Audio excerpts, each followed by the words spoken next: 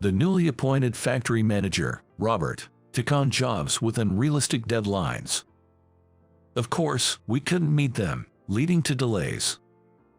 However, he pushed all the blame onto me. When I vented about Robert's selfishness to my wife, Linda, she said, "Wait, isn't he the one who?" It seemed like she knew something about him. I'm David, in my early 50s, married, living with my wife, Linda. We don't have kids but live happily together. I've hopped between various companies and am now employed in a manufacturing plant through mid-career recruitment. I serve as a department manager there. I'd love to become a factory manager someday, but the company policy requires a bachelor degree for that position, which I don't have. So, I can't become a factory manager. However, I do believe I'm competent at my job. Within the factory, my extensive experience allows me to assist in areas outside my direct responsibilities. This experience has enabled me to coach my subordinates, sharing tips and guidance. This led to not only my subordinates but also the factory manager relying on me, despite being a mid-career hire. Sometimes, I even offer advice to him, making me virtually involved in his work. But officially, I'm just a manager. It's times like these I regret choosing work over further education after high school. But, having started working at a young age has allowed me to network with people from other factories, which is a plus. That's how I've been living my days. However, one day marked a significant change in my daily routine. That day, we were informed about a change in the factory manager position. Simultaneously, the new factory manager was introduced to us. His name was Robert Miller. He graduated from a top university, and his father is the president of the company. On paper, he's an elite. But he tends to overestimate his abilities. Having graduated from a top university, he looks down not only on high school graduates but also on those from regular universities. He despises the factory workers and always talks down to them. And that's not all. He belittles others based on their educational background and position. For instance, when a subordinate pointed out a mistake Robert had made, he exploded, saying, "You're 10 years too early to be pointing things out to me." Even though we were just trying to help by pointing out a mistake, Robert, possibly due to his high pride, refused to listen to any of our opinions. He looked down on us for our educational backgrounds and wouldn't listen to anyone. Within a week of his appointment, Robert was disliked by all his subordinates. A month after Robert became the factory manager, he summoned me. "I've secured a job, so start working on it immediately," he said. And it was with a major client, no less. I was somewhat impressed that he had landed such a big job. But then he added, "The deadline is in 2 weeks, so hurry." 2 weeks, I exclaimed in shock. The deadline was too short. Looking at the workload, it was clear that it was impossible to complete in 2 weeks. Even with the most optimistic estimates, it would take at least 4 weeks for such a major task. It was easy to foresee that this task couldn't possibly be done in just 2 weeks. Wondering what kind of tricks he used to secure the job, it turned out he had accepted it with such an unreasonable deadline. "It's impossible, Robert. It's unfortunate for our client, but we need to delay the deadline." I advised him that the deadline was absolutely impossible to meet. But he dismissed it, saying, "You've just been slacking off until now. If you work your fingers to the bone, you'll make it, right? Now get to work immediately." He wouldn't listen at all. I realized arguing further would be futile. Reluctantly, I headed to our subcontractor's factory. "I know the deadline is unrealistic, but could you possibly do your best?" I asked for their cooperation to make this job a success. I also asked my subordinates, knowing it was a lot to ask, if they could work overtime. I was prepared for their resistance. But my worries were in vain. "If it's a request from you, we're happy to help," they said, agreeing to my request. I thanked the subcontractors and my team, and we all got to work. As a manager, I had a responsibility. So, I worked as hard as the others, not wanting to be outdone. All to meet the deadline. See you tomorrow. At the end of the overtime, my subordinates were exhausted. So, I sent them home first. As for me, I stayed behind in the factory to work alone. Some tasks required multiple people and were impossible alone, but there were tasks I could do by myself. To reduce my subordinates' burden, I decided to work on what I could alone. This went on not just for one day, but night after night. Consequently, I started coming home late at night more frequently. Linda was worried about me coming home worn out every late night. "Are you okay? If it's too hard, maybe you should take a break from work." "I'm fine. Don't worry." To reassure Linda, I kept up appearances every time I came home. It was the 10th day since we had started the work. I was nearing my limit. I couldn't focus my eyes, and my hands were shaking too much for precise work. And I wasn't the only one at my limit. Due to working long hours every day, my subordinates were starting to show signs of fatigue. Despite our hard work, the end was nowhere in sight. This situation continued, and it was mentally taxing. Work efficiency clearly dropped, and we were truly at our limit. I realized that at this rate, we'd all collapse sooner or later. So, I decided to end work at noon by myself. When I reported this to Robert, he didn't approve. "What will you do if the deadline is delayed because you took a break?" I understand that, but everyone is at their limit. Continuing like this will only harm our health. I continued to plead desperately. After some thought, Robert finally nodded. "I'll allow it. But remember, if we miss the deadline, it's on you." It seemed he was okay with it as long as he could blame me in the worst-case scenario. Though typical of Robert, I was relieved to have gotten permission to rest. As planned, we ended work at noon and sent everyone in the factory home. That day, when I returned home exhausted, Linda had prepared my favorite food and drinks. I splurged a bit, hoping it would help ease your fatigue. Grateful for her thoughtfulness, I devoured the meal she had prepared. I relished the food and ended up drinking several glasses of alcohol, something I hadn't done in a while. Soon enough, I was drunk and began to vent about Robert. "It's impossible to meet such a deadline. That's just absurd. It's power harassment." Though I didn't remember it, I seemed to have said something along those lines. Is there really someone like that? What a terrible person. Yeah, really. Oh, if only Robert wasn't the factory manager. At this point, I mentioned Robert by name. Linda reacted to the name. "Robert, what's his last name?" "Miller, Robert Miller." When I revealed his full name, Linda began to ponder with her chin in her hand. "Robert Miller. No, it couldn't be," she muttered to herself, lost in thought. Drunk as I was, I didn't pay much attention and simply fell asleep.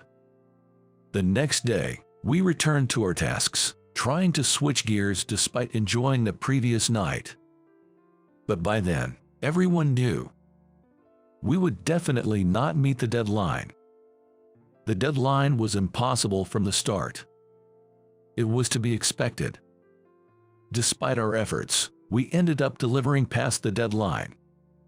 Still, finishing in 3 weeks was quite an achievement under normal circumstances.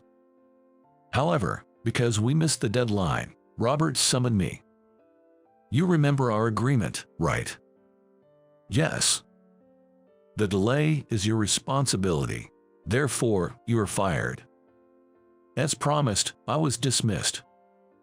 After getting fired, I packed up my belongings at the factory. I had finished packing up and was about to head out. That's when I accidentally overheard my subordinates talking. "Did you hear? The manager got fired. But it's for the best. Jer, he's better off not being here."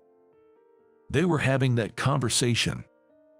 It seemed my subordinates were actually pleased that I had been fired. It was a shock, but upon reflection, I realized I had indeed asked them to do the unreasonable many times before. Their resentment was justified. It was my own doing.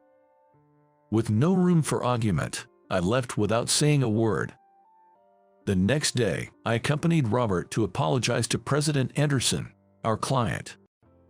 "We apologize for the delay. The entire responsibility lies with David," Robert explained to him. "He seemed to blame everything on me. He's been fired immediately, so could you please forgive us? Come on, it's your fault, so apologize properly." No matter how I think about it, it was his fault for taking on an impossible deadline, and I can't accept that. But for the sake of the factory and my subordinates, this is nothing. I sincerely apologize for this incident." Then, he stopped me as I was apologizing. No, there's no need to apologize." With that, he turned to me and said, "Well, if you've been let go, it's perfect timing. How about coming to work for my company? I've known about your reputation for a while." Incredibly, he was offering me a job at his company. Wait, him? Robert was surprised and inadvertently expressed his true feelings.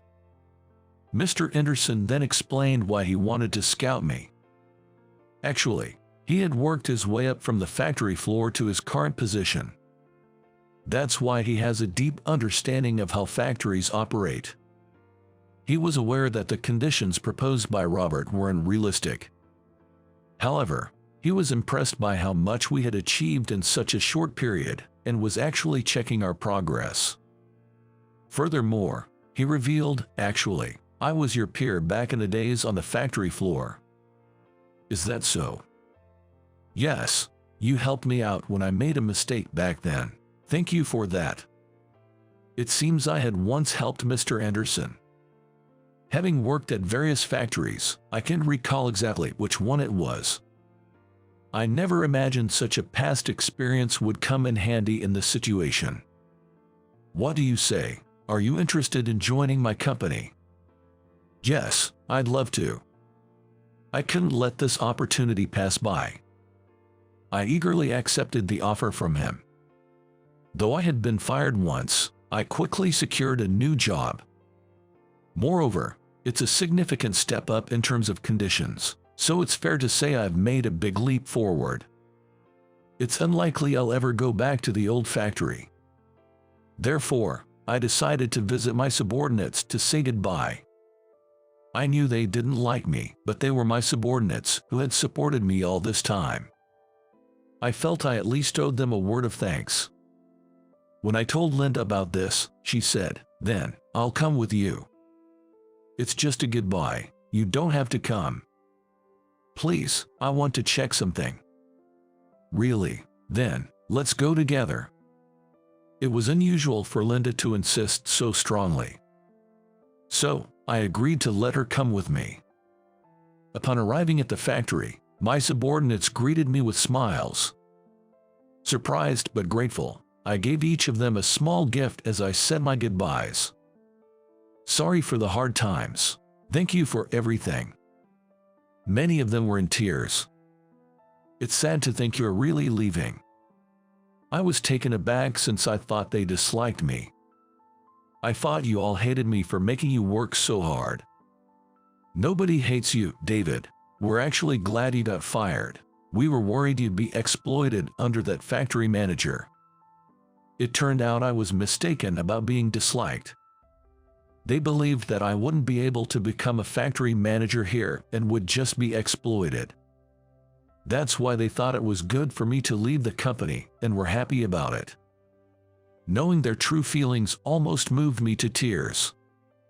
I was blessed with such great subordinates.